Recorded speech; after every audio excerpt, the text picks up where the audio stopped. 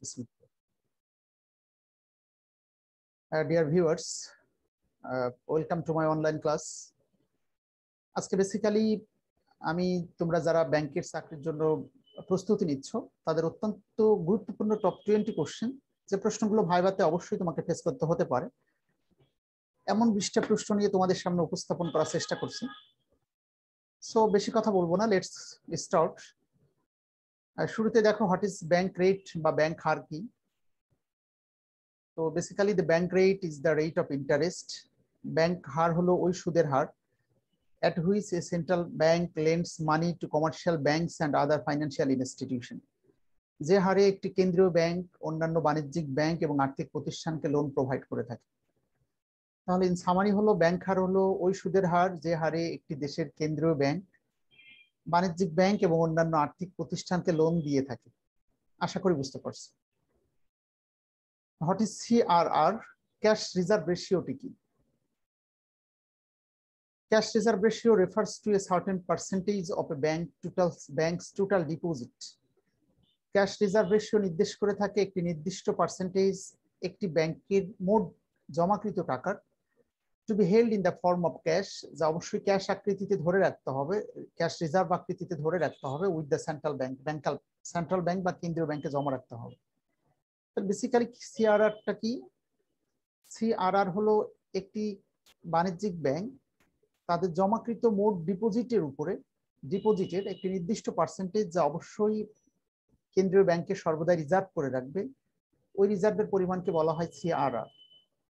তো এই পার্সেন্টেজটা এটি কখনো 5, কখনো 6, কখনো 5.5, এটা ফ্লাকচুয়েট করে। সো সাজেশন হলো সিআরআর রেটটা অবশ্যই ভাইবা দিতে যাওয়ার আগে একটু দেখে নিবে অনলাইন থেকে প্রেজেন্ট বা এক্সিস্টিং রেটটা কি চলছে বাংলাদেশ। হোয়াট ইজ এসএলআর বা স্ট্যাটিউটরি লিকুইডিটি রেশিওটা কি? দেখো এটা বেসিক্যালি একটা অব্লিগেটরি রিজার্ভ, মানে বাধ্যতামূলক জমা।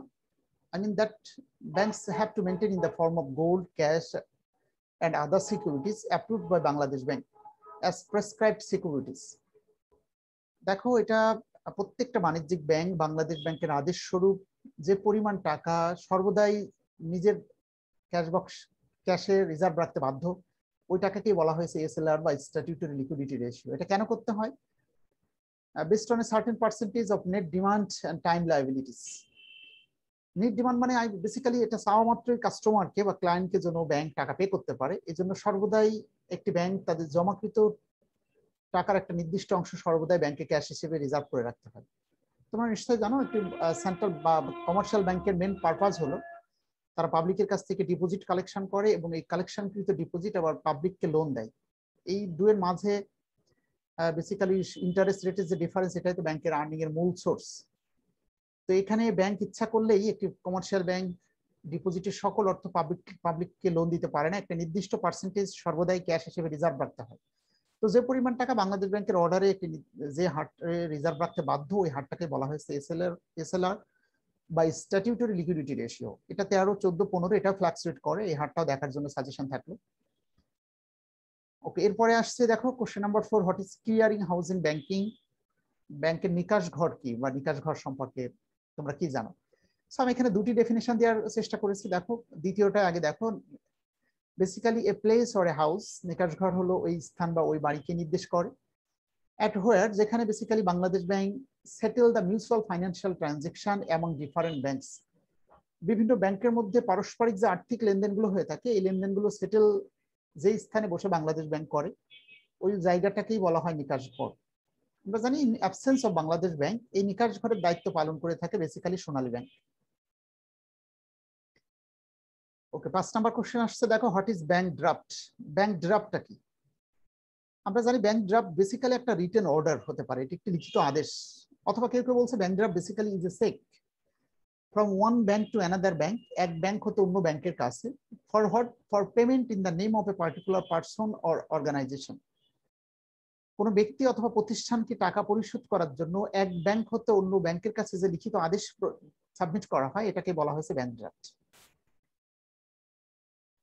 আর what is letter of credit বা প্রত্যয়ন পত্র কি?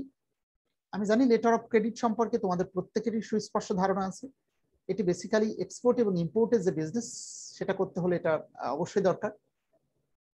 তোমরা জানো আমরা যখন বিদেশ থেকে কোনো কিছু ইম্পোর্ট করি তখন এক্সপোর্টারদেরকে টাকা পরিশোধের গ্যারান্টি পে করতে হয়। সেই গ্যারান্টি ব্যক্তি হিসেবে আমি দিতে পারি না এবং তারা ব্যক্তি হিসেবে আমাকে বিলিভ করবে না। রাদার আমার অনুকূলে ইম্পোর্ট এক্সপোর্টারের পক্ষে ব্যাংক যে প্রমাইসটা করে এটাকে বলা হয় লেটার অফ ক্রেডিট বা প্রত্যয়নপত্র। দেখো এটাকেই আমি ভেরি সিম্পল আকৃতিতে ডেফিনেশন দেওয়ার চেষ্টা করেছি। লেটার অফ ক্রেডিট বেসিক্যালি যে প্রমিস বাই ব্যাংক, একটি ব্যাংক কর্তৃক যে প্রতিজ্ঞাটা দেওয়া হয় on behalf of the importer, আমদানিকারকের পক্ষে, but to pay the exporter. অনুকূলে হলে এক্সপোর্টার রপ্তানিকারকের অনুকূলে এবং আমদানিকারকের পক্ষে এই প্রমিসটা দিচ্ছে হলো ব্যাংক। এই প্রতিজ্ঞাপত্রকে বলা হচ্ছে প্রত্যয়নপত্র। What is specialized bank in Bangladesh বা বিশেষায়িত ব্যাংক কাকে বলে? আমরা এমনিতেই সবাই জানি বিশেষায়িত ব্যাংক হলো বিশেষ কোনো উদ্দেশ্য সাধন করার জন্য যে ব্যাংক প্রতিষ্ঠিত হয় তাকে বিশেষায়িত ব্যাংক বলে। বিশেষ কোনো উদ্দেশ্য বলতে হতে পারে গভর্নমেন্ট বা Bangladesh government only agricultural development করার জন্য কৃষি ভিত্তিক যে ব্যাংকগুলো তৈরি করলেন, অথবা ইন্ডাস্ট্রিয়াল ডেভেলপমেন্টের জন্য ইন্ডাস্ট্রিয়াল যে ব্যাংকগুলো সৃষ্টি করলেন বা তৈরি করলেন, এই জাতীয় অর্থাৎ বিশেষ কোনো উদ্দেশ্য সাধন করার জন্য এক কথায় যে ব্যাংক প্রতিষ্ঠিত হয় তাকে বিশেষায়িত ব্যাংক বলে। ইংলিশে দেখো banks that are set up, ওই সকল ব্যাংক যা প্রতিষ্ঠা করা হয়েছে টু অ্যাচিভ পার্টিকুলার গোলস, একটি সুনির্দিষ্ট লক্ষ্য অর্জন করার জন্য, such us agricultural or industrial growth. কয়েকটি বিশেষায়িত ব্যাংকের এক্সাম্পল হতে পারে বাংলাদেশ কৃষি ব্যাংক, বাংলাদেশ রাজশাহী কৃষি উন্নয়ন ব্যাংক, বাংলাদেশ বিডিবিএল অর্থাৎ বাংলাদেশ ডেভেলপমেন্ট ব্যাংক লিমিটেড, হতে পারে প্রবাসী কল্যাণ ব্যাংক। অর্থাৎ এক কথায় যে ব্যাংকগুলো বিশেষ কোনো উদ্দেশ্য সাধনের জন্য প্রতিষ্ঠিত হয়েছে তাকে বিশেষায়িত ব্যাংক বলা হয়। হোয়াট ইজ শিডিউল ব্যাংক বা তফসিলি ব্যাংক কাকে বলে? The banks that remain in the list of banks maintained under the Bangladesh Bank Order 1972. এক কথায় বাংলাদেশ ব্যাংক অর্ডার 1972 অনুযায়ী যে সকল ব্যাংক গঠিত, পরিচালিত এবং নিয়ন্ত্রিত হয় তাকে তফসিলি ব্যাংক বলে। যেমনটি বাংলাদেশে যত কমার্শিয়াল ব্যাংক তাদের অ্যাক্টিভিটিস আছে বা প্রতিটি ব্যাংক অবশ্যই বাংলাদেশ ব্যাংক অর্ডার অনুসারে গঠিত, পরিচালিত এবং নিয়ন্ত্রিত হয়, অর্থাৎ প্রত্যেকটি ব্যাংকই হলো তফসিলি ব্যাংক। এরপরে দেখো কল মানি কি? কল মানি মানে যে অর্থ চাওয়া মাত্রই যেমনটি টেক করতে হয়, আবার চাওয়া মাত্রই আমাকে নেওয়া অর্থ ফেরত দিতে হয়। তো এটিও একটা ইন্টার ব্যাংকিং ট্রানজেকশনের মধ্যে এটি সংগঠিত হয়। এটি কোন পরিস্থিতিতে হয় একটু বলে দিই।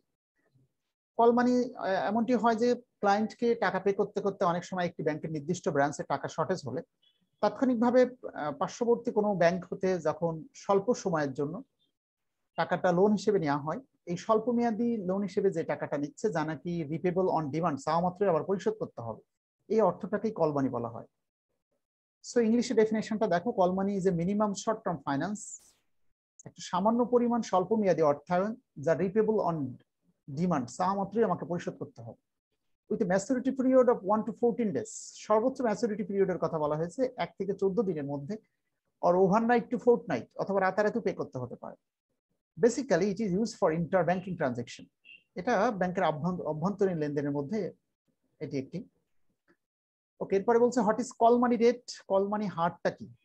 নিশ্চয় বুঝছো, কল মানি যে হারে কল মানিটা নেওয়া হয় অথবা দেওয়া হয় তাকে কল মানি রেট বলে। অর্থাৎ যে সুদে একটি ব্যাংক অন্য কোনো ব্যাংকে কল মানি দেয় অথবা কল মানি নেয় ওটাকে বলা হয় call money rate. Call money rate is the interest rate at which short term funds are borrowed and lent in the money market। বলছে ওই সুদের হার যে সুদের হারে স্বল্প মেয়াদী অর্থ ঋণ ধার নেওয়া হয় অথবা লোন হিসেবে দেওয়া হয়। কোশ্চেন নাম্বার 11 দেখো, what is automated teller machine বা এটিএম কি? কোশ্চেনটা দুই ভাবে হতে পারে। একটি হলো এটিএম এর ফুল মিনিংটা কি? সো আমরা জানি এটিএম হলো automated teller machine. An automated teller machine basically is an electronic banking outlet that allows customer to complete basic transaction without the aid of a branch। যা কাস্টমারকে অনুমতি দিয়ে থাকে ব্যাংকের ব্রাঞ্চের সহযোগিতা না নিয়ে বেসিক সকল ট্রানজাকশন সম্পন্ন করতে। আমরা জানি এটিএম কার্ডের সাহায্যে আমরা যে কোনো জায়গা থেকে আমাদের ব্যাংকিং বেসিক ট্রানজাকশন গুলো সম্পন্ন করতে পারি without the aid of the branch. Question number 13 দেখো, what does swipe stand for banking? এই সোয়াইপ শব্দটা তোমরা নিশ্চয়ই এটা শুনেছো। সোয়াইপ এটা কেন চালু হয়েছিল? বিকজ একটি দেশের সাথে আরেকটি দেশের দ্রুত গতিতে আর্থিক লেনদেনের সুবিধার্থে বেসিক্যালি এই সোয়াইপটা চালু করা হয়। এই সোয়াইপ stand for the society for worldwide interbank financial telecommunication, which is a global network that process payment between different countries. Basically এটা একটি গ্লোবাল নেটওয়ার্ক এবং এটার উদ্দেশ্য ছিল বিভিন্ন দেশের মধ্যে পেমেন্টটাকে খুব দ্রুত গতিতে প্রসেস করা। দেখো what is MICR, MICR। MICR basically কি? Magnetic ink character recognition. এটাও একটি টেকনোলজি, বাট এটা যখন প্রথমে এই MICR-টা আনা হলো তখন এটা প্রাইমারিলি পারপাস ছিল just to identify and process cheque, একটি চেকের প্রকৃত ক্লায়েন্টকে আইডেন্টিফাই করা এবং চেকটাকে প্রসেস করা।